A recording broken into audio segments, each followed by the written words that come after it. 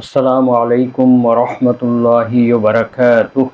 ইন্নাল হামদালিল্লাহ ওয়াসসালাতু ওয়াসসালামু আলা মুহাম্মাদিন ওয়া আলিহি ওয়া আসহাবিহি ওয়া মা ওয়ালা, আম্মা বা'দ। সম্মানিত দর্শক শ্রোতাবৃন্দ, মহাগ্রন্থ আল কোরআনের তাফসীর বর্ণনা অনুষ্ঠানের আজকে 131 নম্বর পর্ব শুরু করতে যাচ্ছি। আজকের পর্বে পবিত্র কোরআনের সূরা আল বাকারার 165 নম্বর আয়াত নিয়ে সংক্ষিপ্ত আলোচনা করা হবে ইনশাআল্লাহ। আসুন আমরা শুরু করি। আউযু বিল্লাহি মিনাশ শাইতানির রাজীম। বিসমিল্লাহির রহমানির রহিম।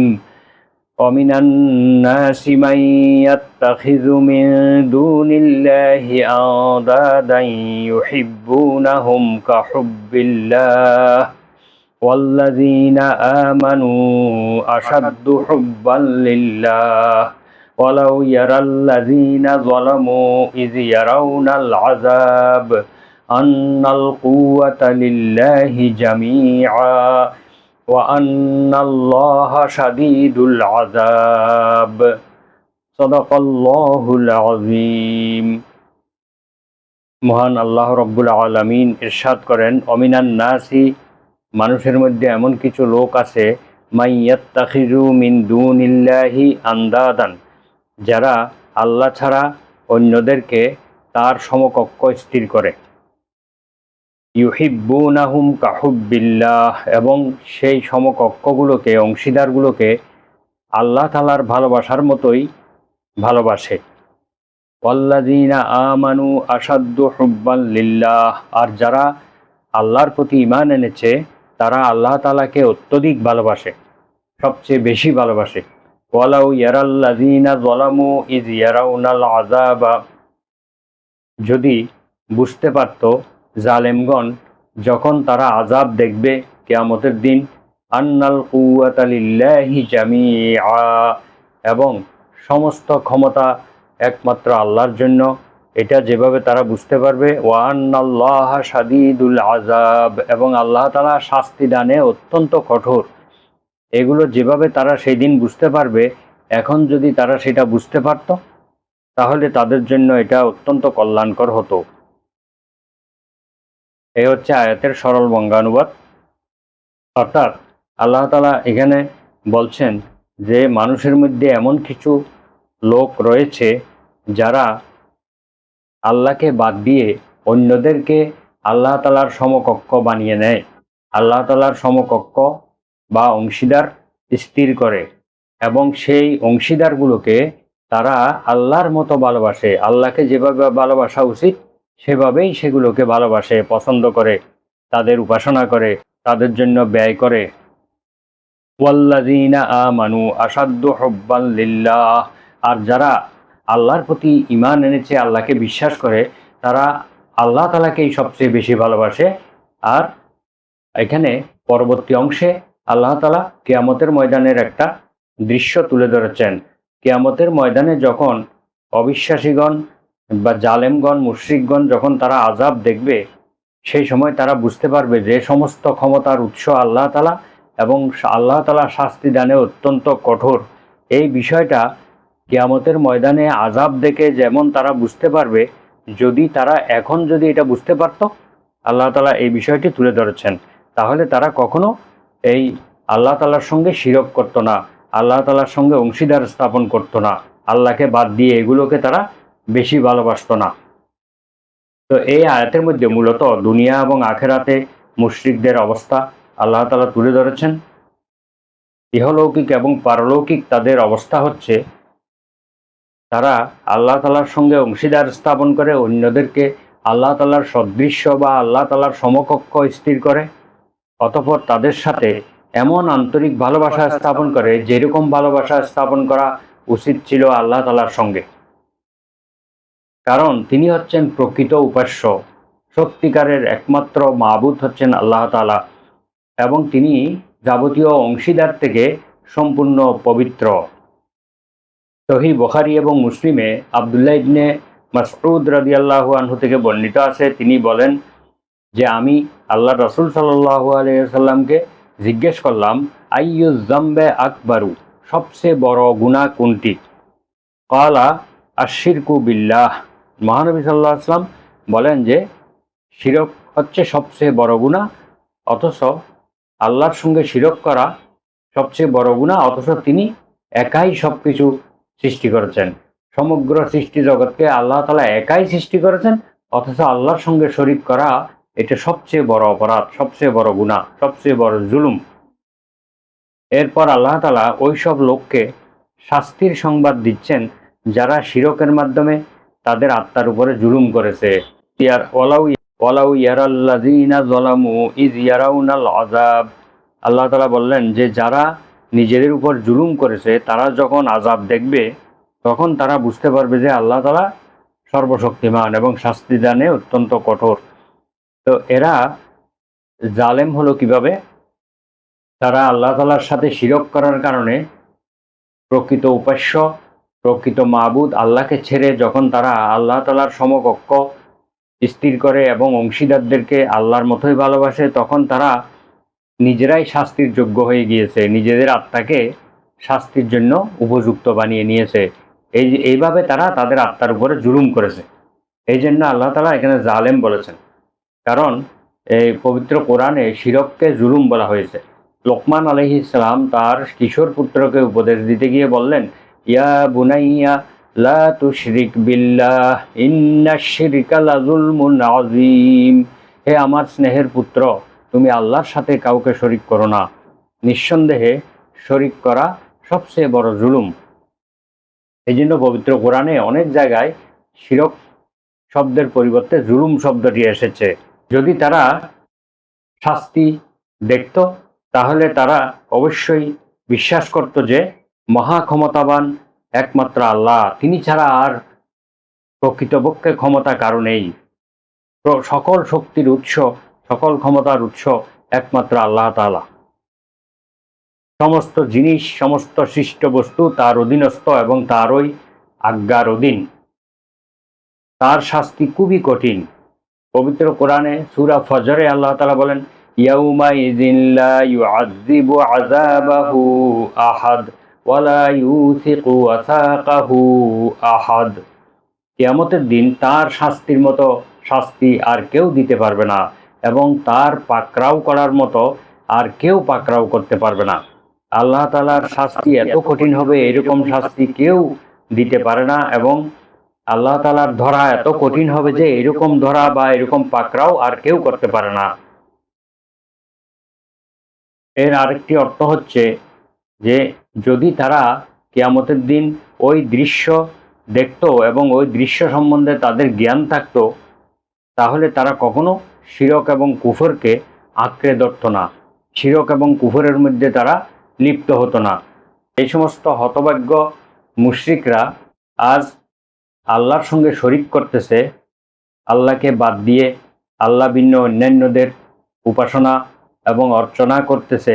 কিয়ামতের সেই ভয়াবহ ভয়ঙ্কর আযাব যখন তারা দেখবে, সেই আযাব, কিয়ামতের ভয়ঙ্কর আযাব তারা দেখে নাই এবং কল্পনাও করতে পারছে না।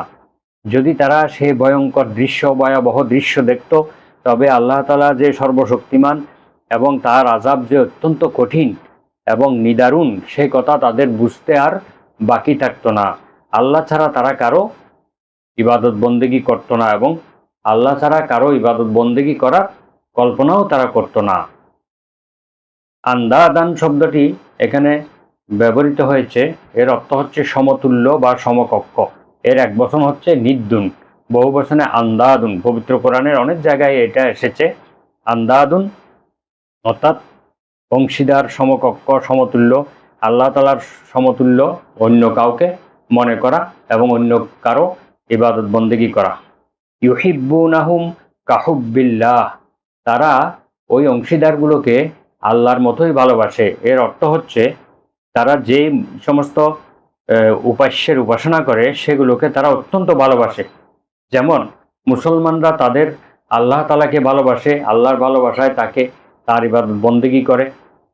এই জন্য তারাও ঠিক তদ্রূপ তাদের উপাস্যদেরকে এরকম ভালোবাসে।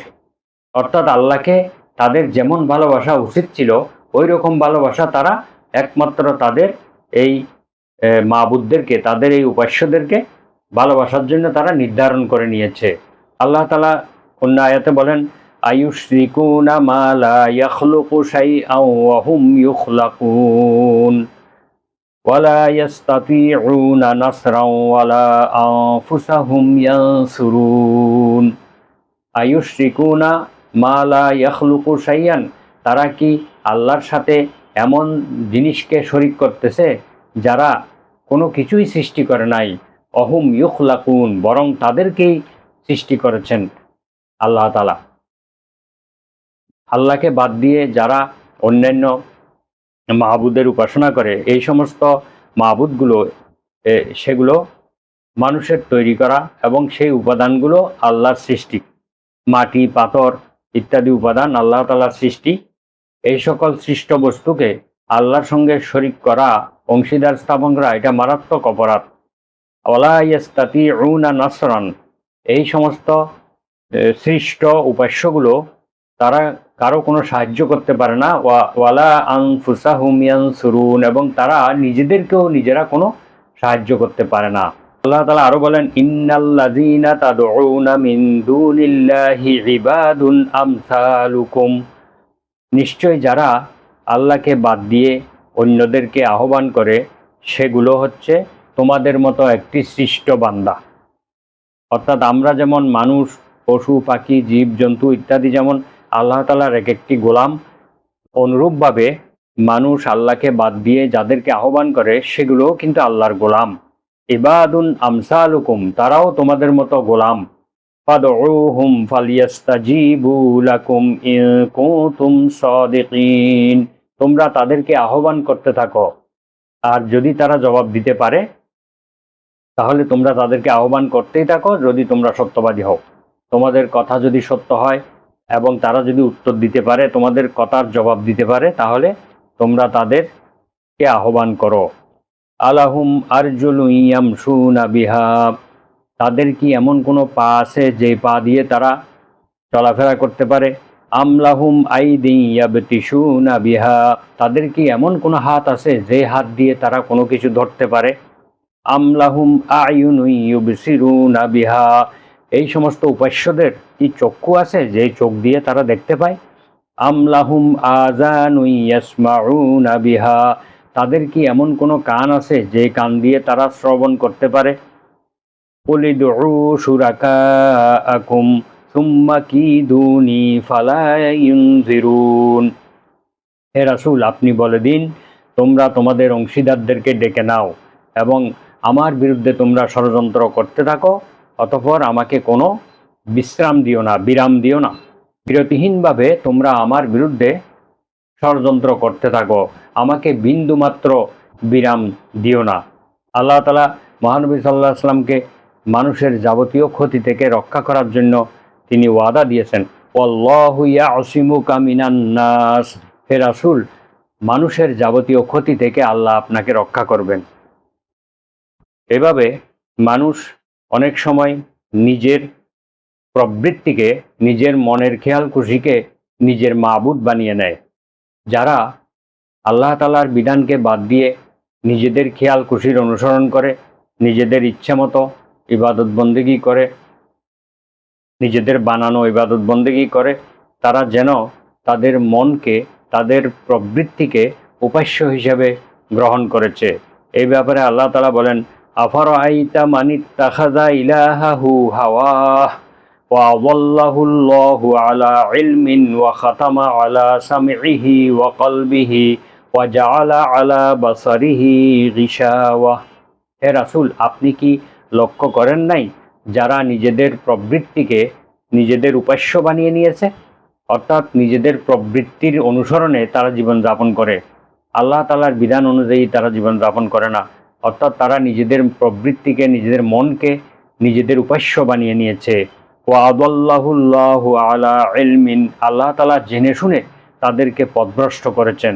ওয়া খাতামা আলা সামিইহি ওয়া কলবিহি, এবং আল্লাহ তাদের শ্রবণ শক্তি এবং তাদের অন্তরের উপরে মোহর মেরে দিয়েছেন। ওয়া জাআলা আলা বাসারিহি গিশাওয়া, এবং তাদের চোখের সামনে আল্লাহ তাআলা পর্দা আবৃত করে দিয়েছেন। সুতরাং তারা মহাসত্যকে দেখে না, তারা শুনে না কোনো কিছু, তাদের অন্তর দিয়ে তারা অনুধাবন করে না। অন্য আয়াতে আল্লাহ তাআলা বলেন, লাহুম কুলুবুন লা ইয়াফকাহুনা বিহা ওয়া লাহুম আযানুন লা ইয়াসমাউনা বিহা ওয়া লাহুম আ'য়ুনুন লা ইউবসিরুনা বিহা উলাইকা কাল আনআম বাল হুম আযাল্লু ওয়া উলাইকা হুমুল গাফিলুন। তাদেরকে আমি অন্তঃকরণ দিয়েছি, সে অন্তর দিয়ে তারা গভীরভাবে চিন্তা ভাবনা করে না। তাদেরকে আমি চক্ষু দিয়েছি, সেই চক্ষু দ্বারা তারা তারা মহাসত্যকে দেখে না। তাদেরকে কর্ণ দিয়েছি, সে কর্ণ দ্বারা তারা মহাসত্যের আহ্বানকে শ্রবণ করে না। উলাইকা কাল আনআম, তারা হচ্ছে চতুষ্পদ জন্তুতুল্য। বাল হুম আদল্লু, বরং তার চেয়েও নিকৃষ্ট। কারণ চতুষ্পদ জন্তুরাও মহান আল্লাহকে চেনে, আল্লাহর ইবাদত করে। এই জন্য আল্লাহ বলছেন তারা তার থেকেও নিকৃষ্ট। উলাইকা হুমুল গাফিলুন, আর তারা হচ্ছে সম্পূর্ণ অমনোযোগী গাফিল সম্প্রদায়। তো এই আয়াতের মধ্যে যে শিক্ষা আমরা পাই তা হচ্ছে যে মহান আল্লাহ তাআলার প্রতি দৃঢ় বিশ্বাস স্থাপন করতে হবে। আল্লাহকে বাদ দিয়ে অন্য কাউকে উপাস্য হিসেবে গ্রহণ করা মারাত্মক শিরক, এবং এই শিরকের অপরাধ কখনো ক্ষমা করবেন না আল্লাহ তাআলা। পবিত্র কোরআনে আল্লাহ তাআলা বলেন, ইন্নাল্লাহা লা ইয়াগফিরু আন ইউশরাকা বিহি ওয়া ইয়াগফিরু মা দুনা যালিকা লিমান ইয়াশা।